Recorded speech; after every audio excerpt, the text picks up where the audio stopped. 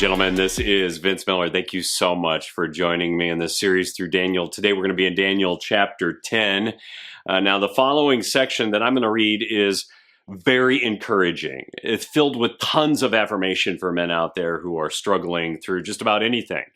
So I might have to spend a few devos here unloading all this information, but for today we're going to read Daniel chapter 10, and it's just 10 and 11. And in context, Daniel was praying and he was fasting when he saw this vision of this incredible, amazing man. And then the guys who were with him bail, and the vision ends up having this physiological effect on Daniel. And here is what happens next. And behold, a hand touched me and set me trembling on my hands and knees. So he falls to the ground. And he said to me, "O Daniel, man greatly loved, understand the words that I speak to you, and stand upright.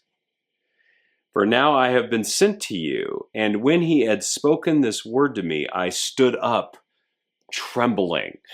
So there are two affirmations in this text that I love. The first one is physical. It's when this physical form of an angelic being actually shows up and places his hand on Daniel. And the Hebrew text seems to communicate that he grabbed Daniel as if to lift him up from the physiological effects that the previous vision just had on him. And I'm sure this had to be affirming for Daniel. It was a little frightening at first, but this should also affirm us as well, because it communicates to us that God sees the effect that the world has on us. He sees our physical and our emotional and our spiritual state, and he's going to respond to it.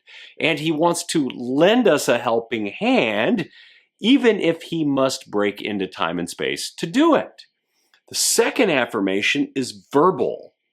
Notice what the angel says to him as he helps Daniel up. He says, "Oh, Daniel, man greatly loved." I think this is one of the greatest moments in this entire book. I mean, God sends a physical angel to Daniel, who has been laboring over the sin of Israel for 3 weeks during a holy fast. He's low on energy because he hasn't eaten. God gives him a powerful vision of the future that rocks his world. And then he collapses, and an angelic being shows up, lifts him to his feet, and says the one thing that we all want to hear from any father: "You are greatly loved." You know, guys, you need to know this, that God sees the state that you're in, and he loves you greatly. And you know how I know?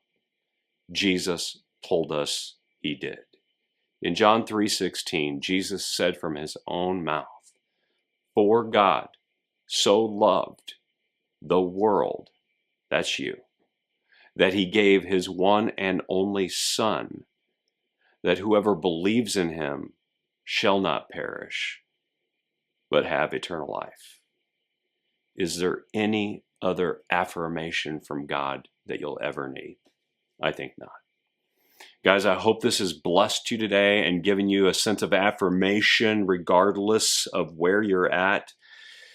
And with that, if this has blessed you, bless someone else with it, and I'll see you right back here again tomorrow.